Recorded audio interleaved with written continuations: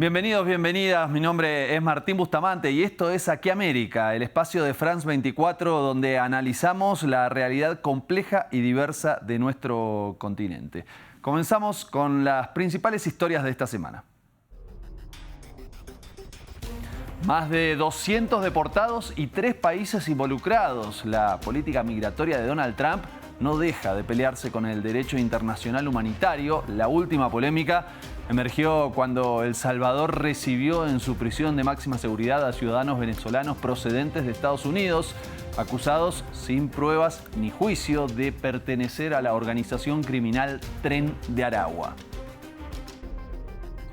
La triste realidad de la desaparición de personas por parte del crimen organizado en México vuelve a estar en el centro de la escena tras el hallazgo del denominado Rancho de la Muerte en Teuchitlán, en el estado de Jalisco.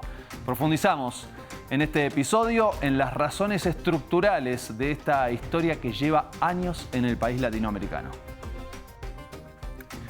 Y acorralado por la falta de apoyo parlamentario para cumplir con sus promesas electorales, el presidente de Colombia, Gustavo Petro, se lanza a una consulta popular para lograr la aprobación de sus reformas sociales. Por eso, en este episodio te contamos en qué consisten las propuestas del mandatario.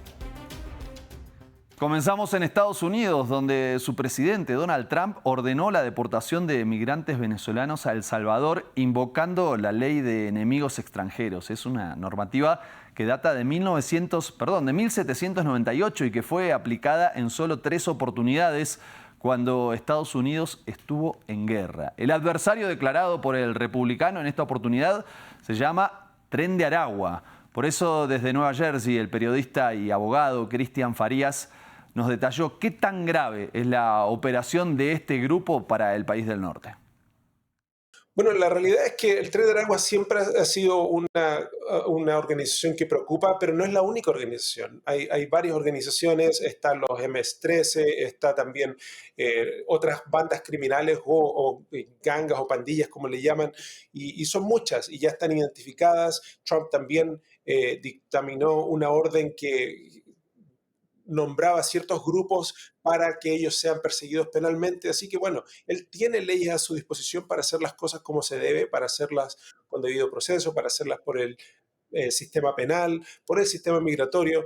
Y bueno, la realidad es que el Tren de Aragua no es más que otros, es uno de muchos. Entonces, que él solamente tome esta acción en contra de un grupo que solamente reside en Venezuela, eso realmente pone en tela de juicio los verdaderos motivos por los cuales está haciendo esto. De todas formas, los deportados no fueron juzgados y la administración Trump no presentó pruebas de su supuesta pertenencia a la banda criminal. Por eso, nuestra corresponsal en Caracas, Daniela Zambrano, habló con varios de sus familiares, quienes negaron estas acusaciones y además pidieron justicia por sus seres queridos. Se lo cuenta en este informe. Yetzi Arteaga se aferra a la promesa del gobierno de hacer repatriar a su hijo Carlos Alejandro Cañizales desde El Salvador a Venezuela.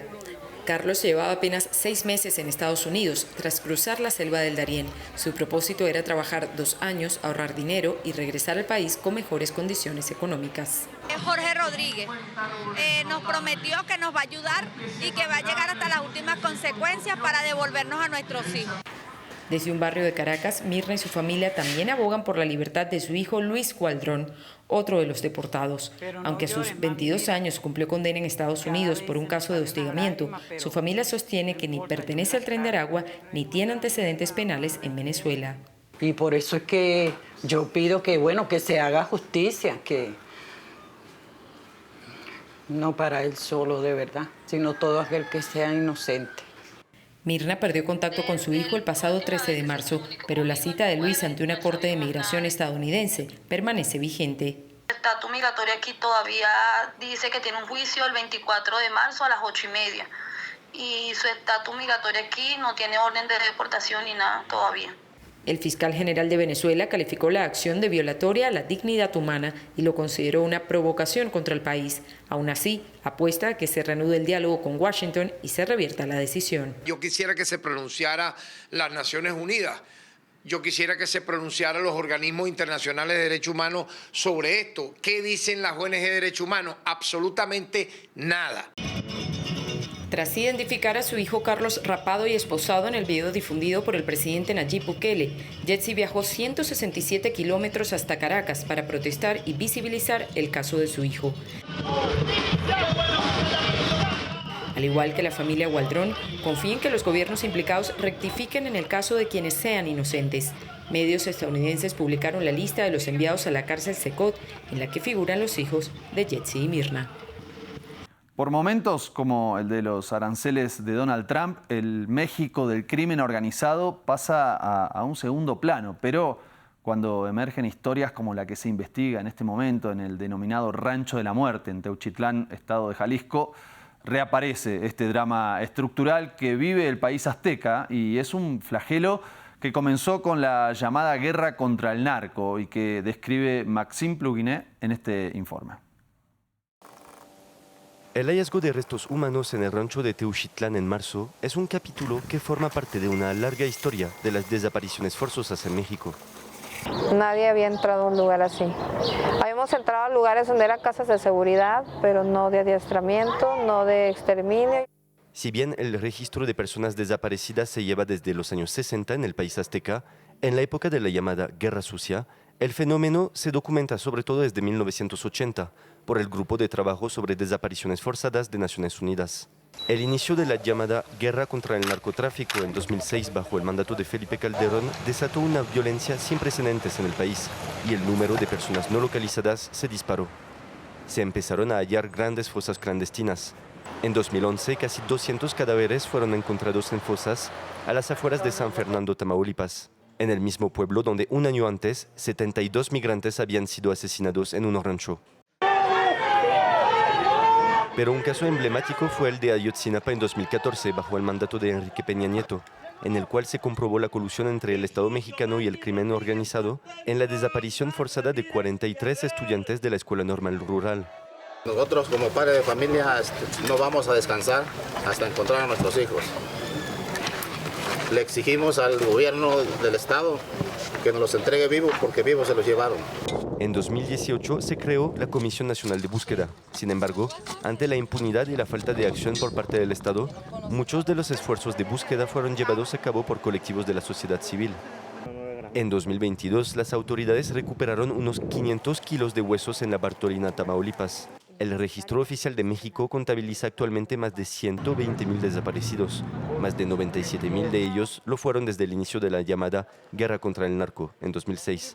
Recientemente, la presidenta mexicana Claudia Sheinbaum evocó la responsabilidad compartida de Washington en el asunto, ya que un informe del Departamento de Justicia de Estados Unidos reveló a principios de año que el 74% de las armas del crimen organizado provenía de canales estadounidenses. Colombia va a las urnas, pero no para decidir quiénes serán sus representantes, sino para definir dos de sus legislaciones fundamentales. Con el mandato de los reclamos que se plasmaron en el estallido social de 2021, el presidente Gustavo Petro pone ahora a consideración una reforma laboral y otra de salud, medidas de fondo que tienen que ver con los cambios estructurales que el mandatario prometió en campaña electoral. Pero vamos a ver de qué se trata, ¿sí? Porque, en primer lugar, la reforma laboral, donde se eliminaría la forma contractual que existe en este momento, donde las prestaciones sociales de salud y de pensiones recaen sobre el empleado y en su lugar se establecería una relación contractual por tiempo indefinido, mientras que los jóvenes de la principal institución de formación técnica y tecnológica llamada SENA tendrían acceso a un salario mínimo durante su pasantía en las empresas, además de las correspondientes prestaciones. Los recargos adicionales por jornada nocturna comenzarían a regir a partir de las 7 de la noche y no de las 21, como sucede actualmente, y también se pasaría de un 75% a un 100% en 2026 los extras por feriados y dominicales. Además, algunas licencias laborales no se afectarían en el salario y los trabajadores de plataformas digitales tendrían nuevas garantías laborales y de seguridad. Claro, La pregunta es qué dicen desde la oposición. Bueno, rechazan este proyecto bajo el argumento de que afectaría la inversión de las empresas y provocaría un aumento del desempleo. Y en este sentido, conversamos nada más y nada menos que con el viceministro de Trabajo del país, Iván Jaramillo. Esto nos contó. Sí, es claro, el presidente ya ha manifestado públicamente que como gobierno vamos a acudir a la consulta popular que está prevista en la Constitución Política, que es un mecanismo de consulta directa al pueblo para que determine si la reforma laboral, esas medidas contenidas de recuperación de derechos que respaldaron la elección del presidente con más de 11 millones de votos, debe ser obligatoriamente acogida por el Congreso o no, porque desafortunadamente las mayorías no fueron escuchadas en el debate parlamentario. Por eso se acude a las rutas que se pavimenta por la Constitución de consulta directa al pueblo y que sea el pueblo quien decida si está de acuerdo con recuperar derechos que se perdieron con las reformas del año 90 y 2002, a cambio de supuestamente mejorar los índices de empleabilidad y formalidad. Tal cosa no ocurrió y los trabajadores sí perdieron derechos. La reforma está acompañada por políticas públicas en cabeza del gobierno en el plan de desarrollo que estimulan la empleabilidad a través de la reindustrialización del país, la recuperación del agro y lo que hemos denominado el apoyo a la economía popular. Nosotros tenemos programas de empleos específicos, uno denominado Empleos para la Vida, que da un incentivo directo a la nómina, no son beneficios tributarios, directo a la nómina de las empresas para cuando contratan personas con discapacidad, jóvenes, mujeres y hombres mayores de 28 años. En el año 2024 se crearon 714,000 empleos, nuevos empleos para esta población de difícil colocación. La reforma lo que busca es recuperar derechos, cosas tan lógicas y tan obvias como cuándo empieza la noche. Es que hasta el año 2002 en Colombia la noche laboral empezaba a las 6. Desafortunadamente se tomó una decisión de que la noche en Colombia empieza desde las 10 de la noche para supuestamente mejorar índices de empleabilidad. Tal situación no ocurrió y los trabajadores sí perdieron derechos. En este país, que es un país no estacional, no es como en Europa que hay estaciones, se modifica cuándo empieza la noche y cuándo no.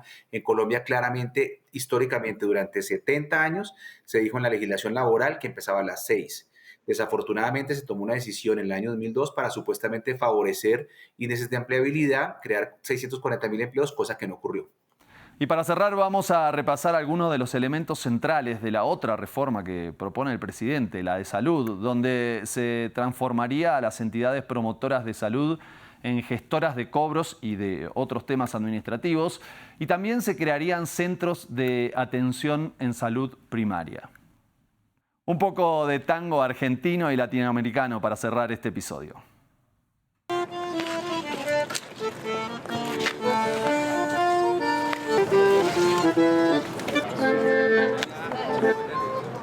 Con una música y un baile que claramente trasciende las fronteras y que en este caso llegó a las inmediaciones del Hospital Gemelli de Roma para homenajear a un vecino del barrio de Flores, en Buenos Aires, que un día se convirtió en el Papa Francisco. Un gran equipo técnico y periodístico realizó este episodio de Aquí América. Nos vamos a encontrar en el próximo programa con más historias de nuestro continente. Sigan con toda la programación de France 24. Chau.